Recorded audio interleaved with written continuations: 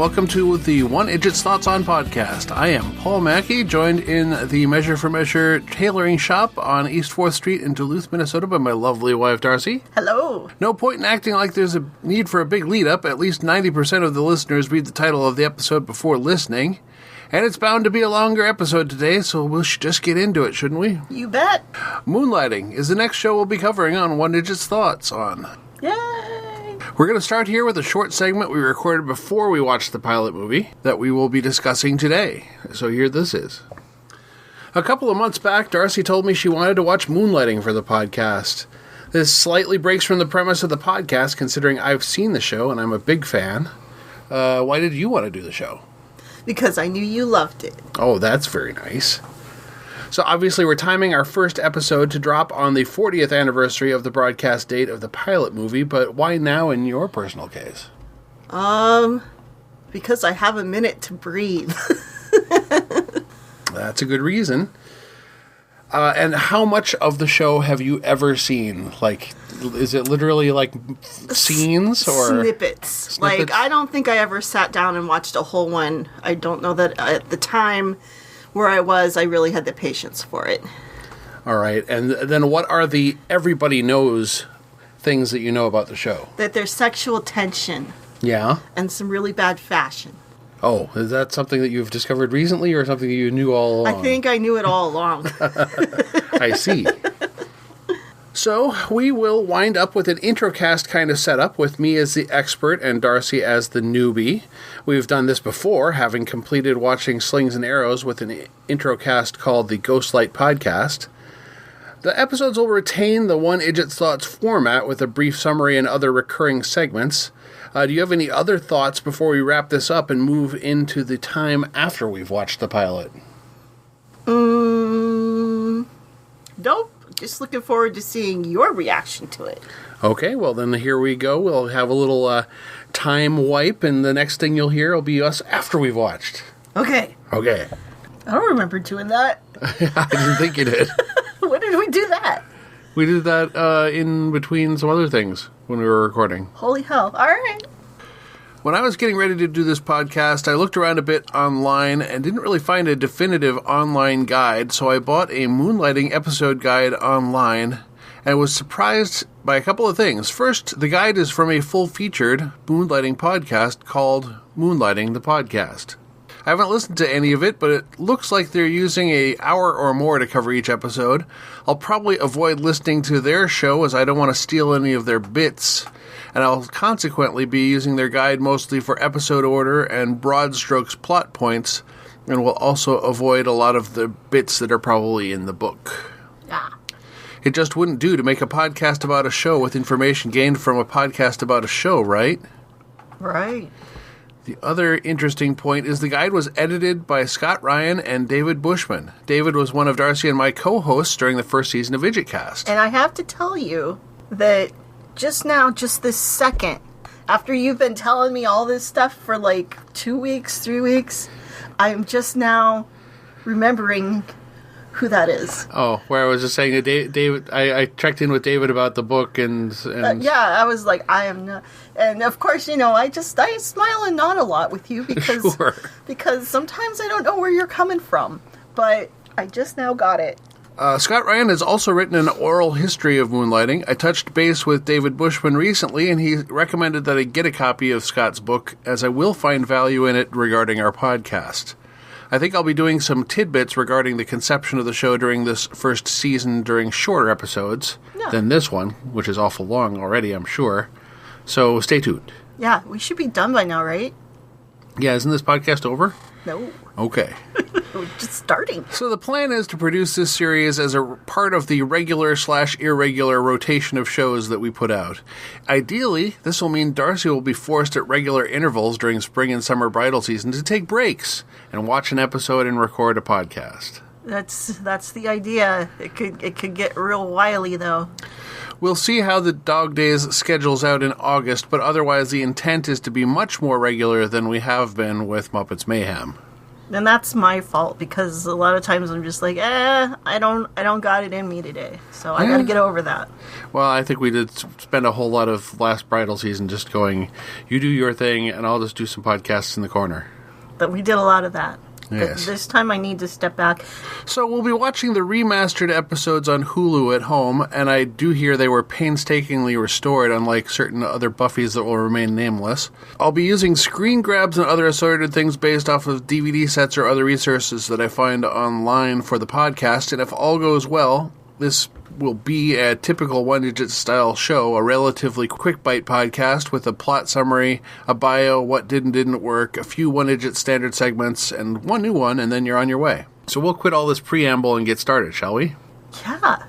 This movie-length pilot episode is Season 1, Episode 1, titled simply Moonlighting.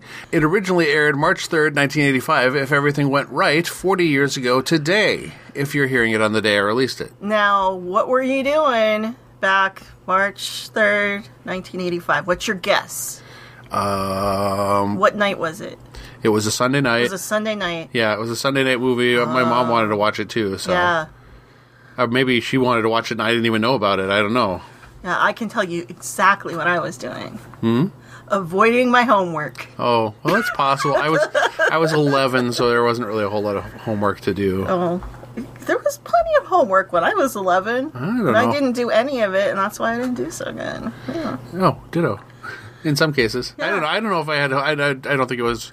I don't think it was that bad when I was 11. Okay. When I was like 13. All right, so March 3rd, 1985, what was everyone else doing? That day of note, if you've never listened to any of my episodes on shows from the 70s and 80s before, I like to kick off with a look at the media landscape during the week of air. I use a reference page to get a little start of research and conclude with some charts available online. On top of my reference page, it mentions the premiere of Moonlighting, but I guess we already knew that one. In the UK, a 51-week-long strike of coal miners ended on this day, and I'm sure Maggie and the Tories were all smug about it for days. Good old Maggie. Or possibly years. At the US box office, the top movies were number 5, The Sure Thing, number 4, The Breakfast Club, number 3, Missing in Action 2, number 2, Witness. Oh my god, I remember that, but I only watched it on cable. And the number 1 movie was Beverly Hills Cop. Oh my gosh, I did go to see that in the theaters with my mom. Wow, I don't think I saw any of those except on VHS. And it was hilarious. I loved it. Top UK songs as reported by Music Week were number 5, Dancing in the Dark by Bruce Springsteen. Number 4, Solid by Ashford and Simpson. Is that the one? Solid as a Rock. Solid as a rock. Yeah, that's the one. Rock. Okay. Yep. Number 3, Love and Pride by King, which I do not know. I have no idea. Number 2, You Spin Me Round Like a Record by Dead or Alive. I remember that one. And number 1 was I Know Him So Well by Elaine Paige and Barbara Dixon from the Chess Concept album. And albums Americans know better from another single from it, One Night in Bangkok. I have never heard that part. Well, maybe I have. I don't know. You knew it was from Chess. One Night in Bangkok. You know One Night in Bangkok was from Chess. I did know that. I don't know any of the other songs. I'm trying to remember if I've watched it on YouTube or something. Not that I would do that because that's illegal, but you know what I'm saying. I don't know where Chess would be available to be seen. On the U.S. side, the Billboard Hot 100 reported number 5, Loverboy by Billy Ocean. Number 4, The Heat Is On by Glenn Frey off the Beverly Hills Cop soundtrack. Which was a really good soundtrack, by the way. Number 3, California Girls by David Lee Roth. And my sister and I, we both went back and forth on what kind of girl we were. Okay. And she said she was an East Coast girl. I didn't believe her, but I guess she was right. Because she now lives on the East Coast. And do you dig the style she wears? Sure. Okay. But I didn't really fit any of the other ones. All right. Number 2, Can't Fight This Feeling by REO Speedwagon. Okay, that song irritates the hell out of me. I can't fight this feeling anymore. Don't do it.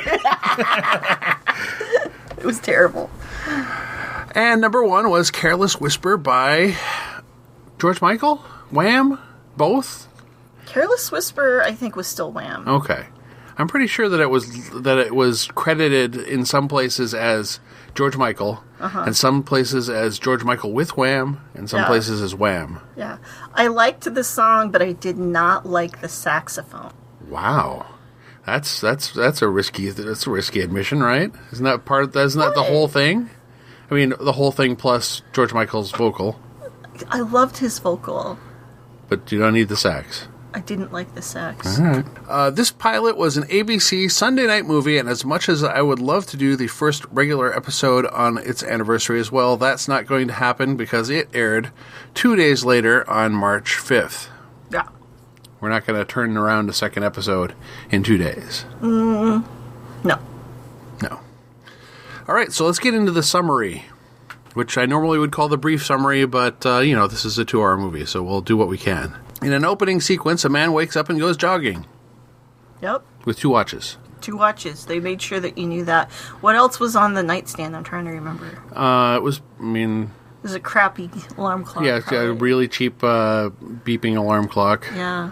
Yeah. Elsewhere, a man with a mohawk loads a gun and heads out as well. Okay, I noticed who that was right away. You did. You noticed who that was before I had any. I looked it up and I knew it, but I didn't know it from anything before. Yeah, I saw him. I was like, wait a minute, that's Craterface from Grease. Yes. They encounter each other in the park, and it becomes clear the mohawk guy is following the other guy. Mohawk guy aims and is ready to fire, but the other guy sees him, ducks into the traffic lane, but gets hit by a car. Mohawk guy stashes his gun, pretends to check on the guy while stealing his watch, and then runs off. Meanwhile, Maddie Hayes, a model, is having a bad day. She made a lot of money over the years, and everyone knows her as the Blue Moon Shampoo Girl. However, unscrupulous business managers have robbed her of all her liquid assets. So, is that supposed to be like the Breck girl? Yeah, I suppose. But weren't there several Breck girls? Probably. I mean, yeah, you had to make a concise, not just I saw you on Vogue a bunch of times. So had to be because Brooke Shields was a Breck girl, wasn't she? I do not know. Oh, sorry. That's okay. I don't have time to look it up right now. Her paychecks to her domestic workers have bounced, and she's left with a portfolio of small companies that are unfortunately mostly money losers for tax write-offs. I know one of those. She goes from place to place, shutting them down until she gets to City of Angels Detective Agency. David Addison is accustomed to coming to the office and having fun, and he fancies himself a smooth talker. She informs him that he is fired, and she is shutting down the agency.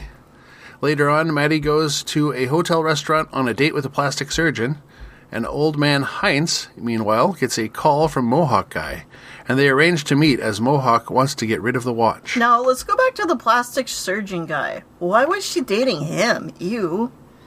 Probably because he made a lot of money, and they did say that they were set up. Oh, she said he was like, yeah, when so and so told me he knew an almost symmetrical woman, I had to know, and I had to meet her. And, oh, Jesus. Yeah. That's creepy. I missed that part. At the restaurant, David takes advantage of a moment and tries to talk Maddie out of closing the agency. David tells Maddie the company was there to lose money, and it did that job well, but now all they need is Maddie's celebrity in one big case, and then they're making money. Now, how did he find out that she was there? Does the maid say something? How did he Yes, he called the house. Okay. And the personal assistant was still there at the moment and said where she was because he said it was a pressing concern financially. Got it. Maddie's surgeon date leaves and she works on getting away from David. Intercut with all this, a soft-spoken man in glasses and his heavy have been pursuing the Mohawk guy. David says Maddie needs him because he's fun, but she just wants an elevator to arrive so she can go. Further down the building, there's a chase of elevators, Mohawk guy in one and glasses guy in the other, and then it looks like all is clear. Now, let's talk about the elevator race. Okay. Now, why... I mean, if you were trying to evade somebody, why would you get in a glass elevator? Don't you think you'd be better off on the stairs? Yeah, maybe, I suppose. But why would they do that then? I don't know. It didn't make sense to me. Okay, I thought it was a neat look.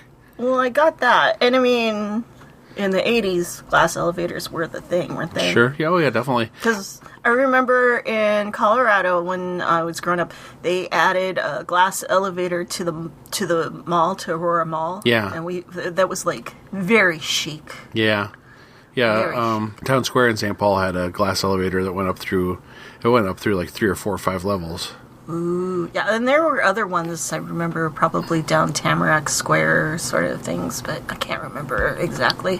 When Maddie's elevator arrives, Mohawk Guy is there looking ill. He produces the wristwatch from his mouth and forces it on Maddie's wrist before falling dead, a switchblade embedded in his back. Now, that switchblade was Yes. like, what, maybe 4 inches? Sure. So up into his heart or his lung? It was probably just in his lung. I mean, I don't know that it could get to his heart through a spine and a rib cage and everything. And then also not only that, but it was like really, it was thin. It was a thin blade.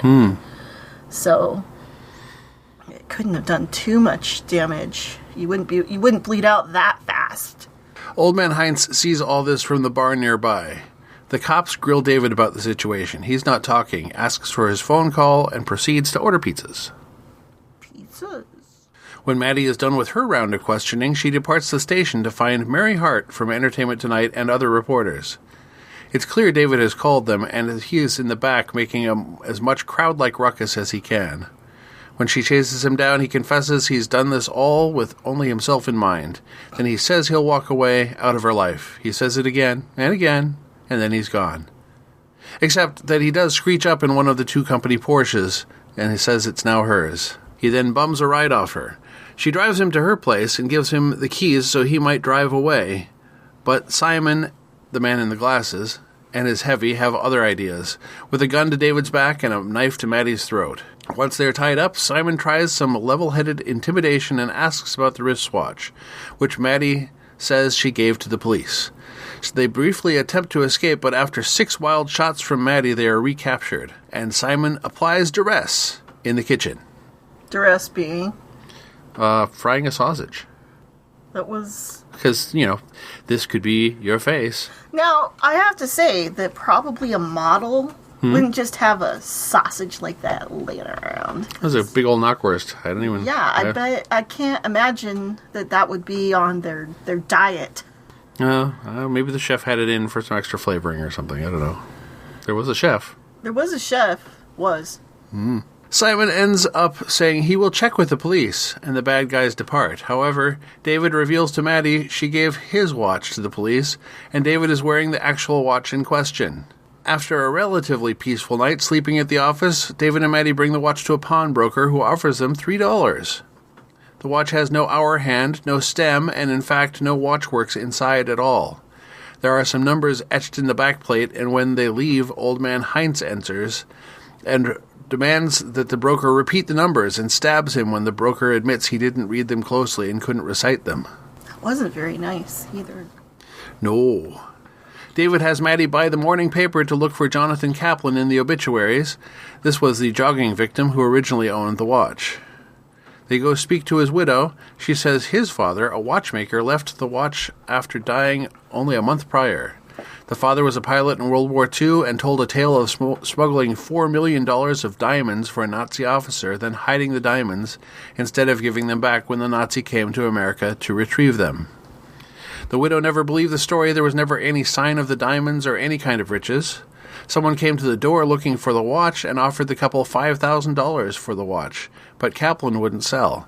She said the guy at the door was old, definitely not Simon. David proposes they find the diamonds before anyone else, but when Simon turns up dead in the back seat of their car, Maddie is done with the whole matter. They go to a bar, where Maddie tries to call the police but settles for a cab. David gives her the watch, and they share a quiet moment, having a dance at the bar, which Maddie finds odd. After she leaves, we see David lifted the watch during the dance. Yeah, I kind of guessed that.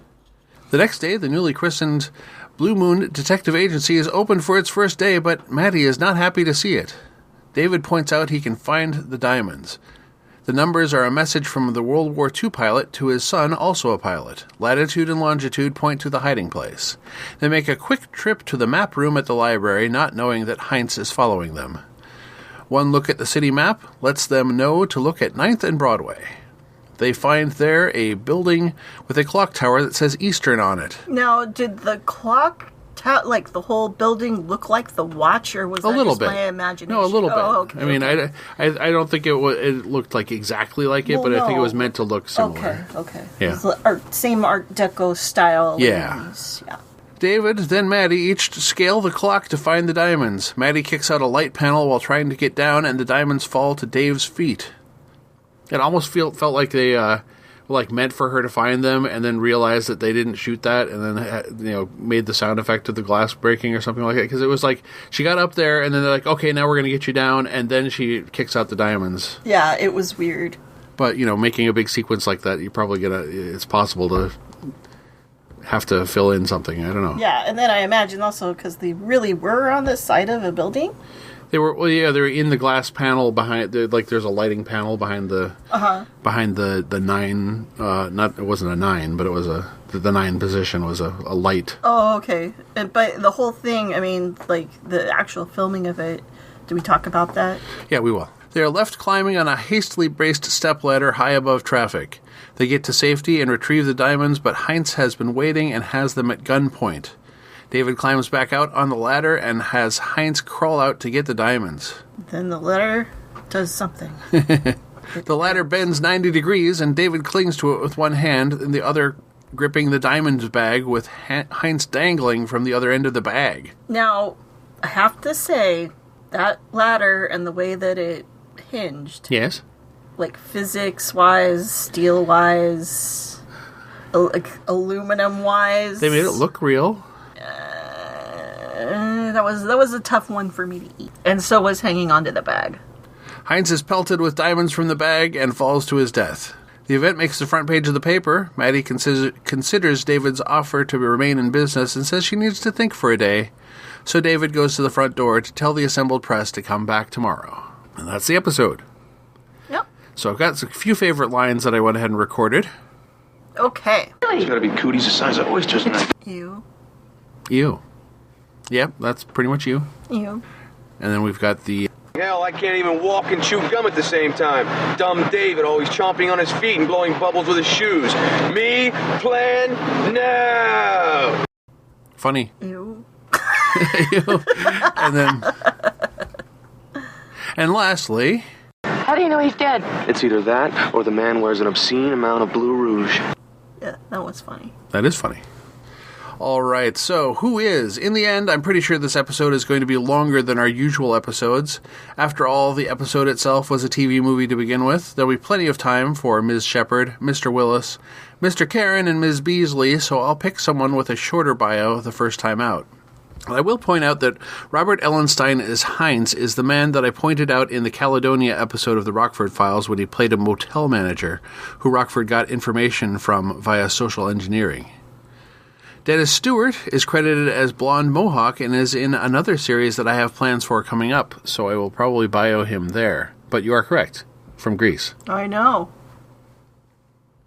Dennis Lipscomb as Simon is not listed on IMDb as known for Moonlighting, but his main profile picture on IMDb is as Simon. James Karen as Alan, I would swear I know from somewhere, but the more that I look at his other credits, the more I think that actually where I know him from is this episode of Moonlighting. Now, who is that? That's her lawyer friend that was giving her the advice about shutting down the companies. Got it. Yep. And James Karen is coming up in later Rockford Files episodes, so I'll get a shot at bioing him there. Okay. And Liz Sheridan as Selma later appeared in many episodes of ALF alongside Andrea Elson from WizKids. But this time, I'm going to look at Brian Thompson. Brian Thompson was born in 1959 in Washington State. At Central Washington State University, he studied business administration and played football, along with appearing in stage productions.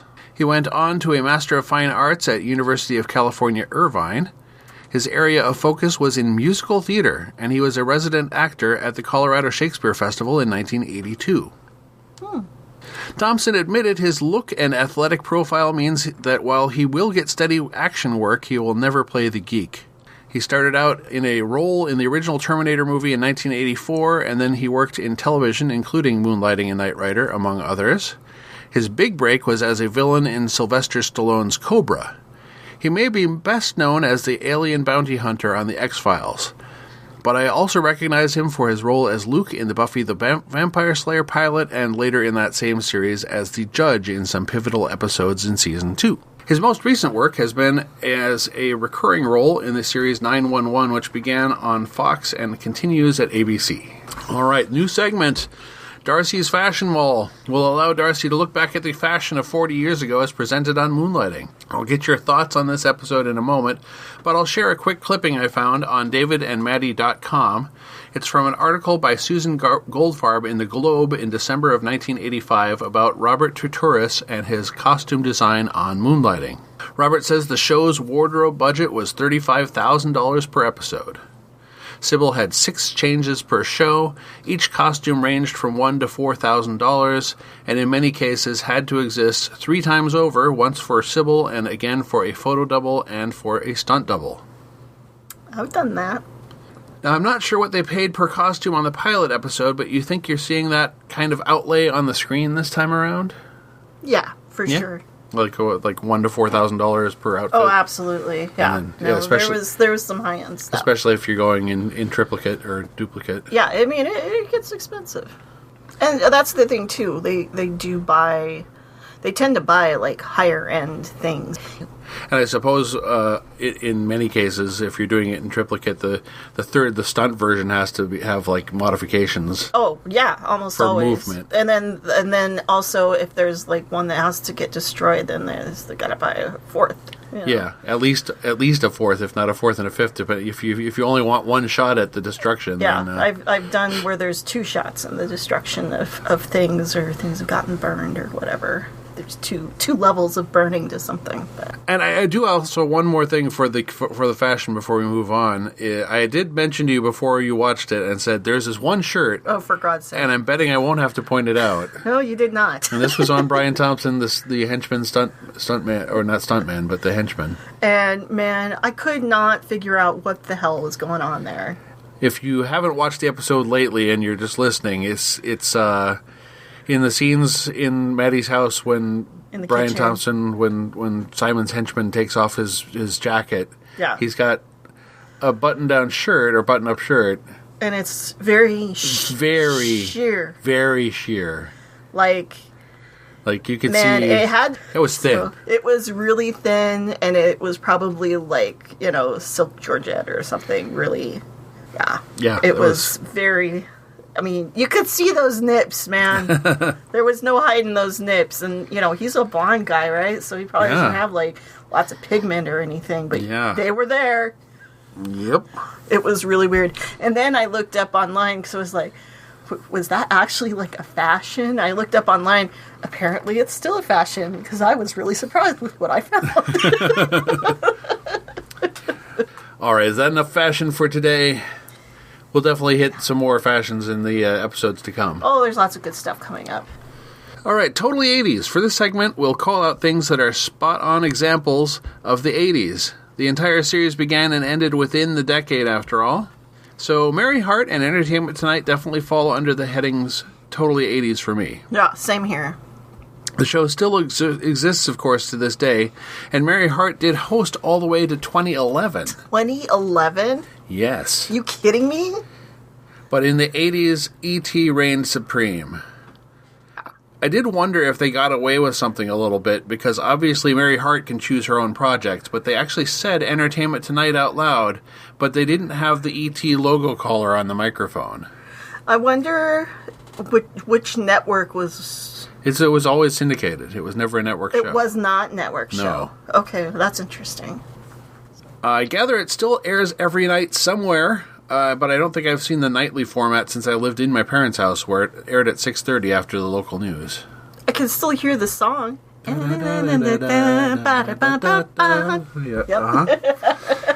Yep. All right, aged poorly. We'll also call out things in the episode that were potentially okay on TV when it aired, but now maybe a little bit more cringe. Yeah, and we know that's going to happen a lot because we've progressed so much. Okay, if you say so. Now, clearly David Addison's juvenile attitude and sexist remarks are played for comedy. Dave, that lovable scamp. But David, that lovable scamp might not play as well today. I'm sure at least some of the lines would be toned down, or David Addison would have to be a slightly different character. Yeah, he was definitely... But the thing is, that was a thing then. And it was considered attractive somehow. Yeah. I didn't think that, but, you know. Sure. All right, artifactoids. This could be just about anything that strikes my fancy in episode. If you've heard other shows that I've done in the past, it could be anything from a shooting location to a car or even a candy sucker I spotted on a convenience store counter in the background. Delicious. The standout location in this episode is the Eastern Columbia building where the climax of the episode occurs. This building was constructed in 1932, so it's not some modern mocked-up Art Deco, it's the real deal. It was really pretty. And it is considered the greatest surviving Art Deco landmark in Los Angeles. Cool. It's a steel-reinforced concrete structure clad in glossy blue terracotta tiles. It was built to house the main branch of the Eastern Columbia department store, a sort of mega conglomeration of 3 stores that operated separate branch locations at the time. The Eastern stores were a furniture store and a home goods store, while Columbia was apparel. Ah. This building's stores all closed in 1957, while other branches remained open in other locations, and the building was refitted to serve as office spaces for the apparel industry. It was converted to condos in 2004, and Johnny Depp bought 5 units of penthouse space in 2007 as a downtown mansion space, though he's apparently divested most, if not all, of those units. According to an article I found on IndieWire.com, the finale scene was conceived as a complicated airport chase scene, and then rewritten to be set at the top of the Capitol Records building, but it was not feasible to get all the crews and talent to film it believably. Yeah, that makes sense. And then, I mean, with what they were doing, that would have been, dangerous. The clock tower that tops the building has 4 faces, one of which is the sheer drop to street level that you see whenever they're showing it as a extreme peril situation. Right. But the other 3 faces have decks below them. This made the time of day less important because they could build platforms to shoot at 3 faces of the clock at different times of the day. And of course, while still anxiety-inducing for the talent, there wasn't extreme peril involved. 6 days of the 27-day shooting schedule were at the building. Naturally, Sybil Shepherd had reservations about it, and even her hairdresser refused to be on location up top those days. But that is Sybil at the building in every shot, aside from when a stunt woman climbed up the side of the building. Yeah, that looked pretty good. Yeah, she climbed up the side of the building. You could tell it was not. You couldn't see her face. She shimmied over to the hour hand. And that was definitely, someone else. But, like, when she was on an actual arm of the clock and things like that, that was all her. Yeah. And it was all actually on the side of the clock. Yeah, but they had scaffold and stuff. Scaffold, and one of those 3 sides actually is out over a pool deck, so it's a huge deck. It's not even just a... it's not even just like a little... Well, that would be good, too, for shooting, because you need all the cameras and trolleys and Lord knows whatever else they needed up there, so... Glenn Gordon Caron is quoted in the article, "I don't think I realized how ambitious it was until we were actually doing it. Until you see human beings up there and you realize, oh damn, if something goes wrong, I'm the idiot who had this idea." Yeah, I'm afraid of heights. I don't think I would have done very well with that. So what worked? Of course, they cast it well. There's no denying the chemistry between the 2 leads. Agnes DePesto is the only other main cast at this point, and Elise Beasley made the most of that much smaller role as well. The elevator chase scene was much more interesting than a standard car chase. Yeah. There's only so many fruit vendors you can knock over. Actually, they didn't do any of that, but they did knock over a street person's shopping cart. Yeah, that wasn't very nice. The clock tower finale is exactly what they needed. No matter how zany they made it, an airport chase just would have been another chase sequence compared to this. Right. I've watched this pilot at least 10 times, and the end sequence is always a little nerve-wracking. You've watched it 10 times? I've seen it at least 10 times. Wow. Because I watched it when it aired. Yeah. And I watched it when it repeated on Bravo. Uh-huh. And I watched it when I got the Moonlighting pilot movie DVD before they ever had any episodes on DVD. Uh-huh. And then I watched it when I had the DVD set. Wow. So at least that, and then I watched it for this, and I rewatched it for this. Because I watched it with you, I watched it without you. Yeah. So that's at least getting up toward at least 6 or 7 or 8. Did you like my reaction? Yeah, totally. Was that fun to see? Yes, absolutely. And so what worked for you? So what really worked for me was I loved the mansion that she lived in. Sure.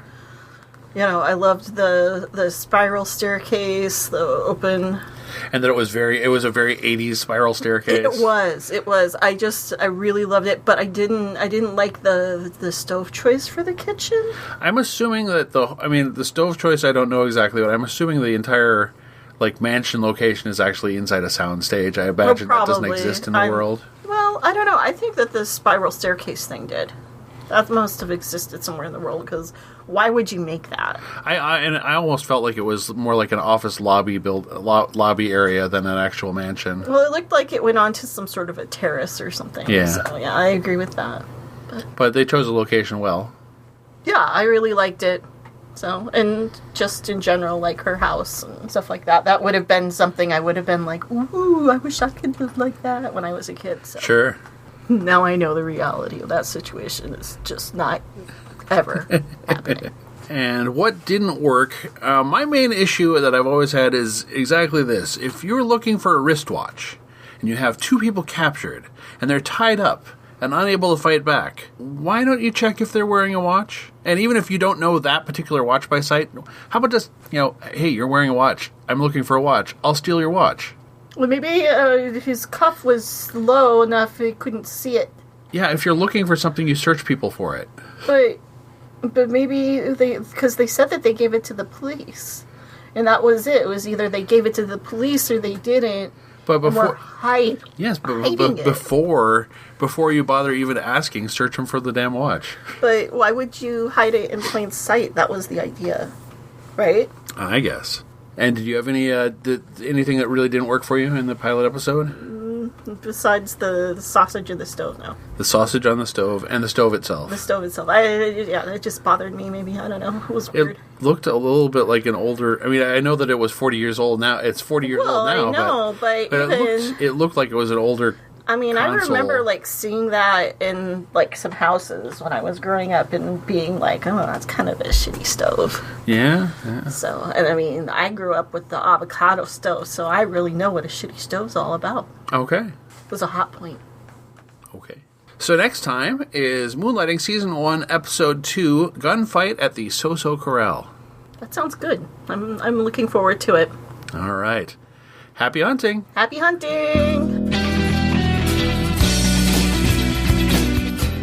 You've been listening to the One Idjit's Thoughts On podcast, produced by Paul Mackey in association with Nimlas Studios. Any short clips of audio from shows is included under fair use for commentary purposes, and copyright for that content remains with its original copyright holders. The theme song is Too Good by Jack Mangan and is used by his generous permission. One Idjit's Thoughts is produced under a Creative Commons Attribution, Non-Commercial, No Derivatives 4.0 International License. You can find more episodes of this podcast and many other fine podcasts at nimlas.org. You can contact me by emailing idjitcastpodcast@gmail.com or commenting on episodes at nimlas.org.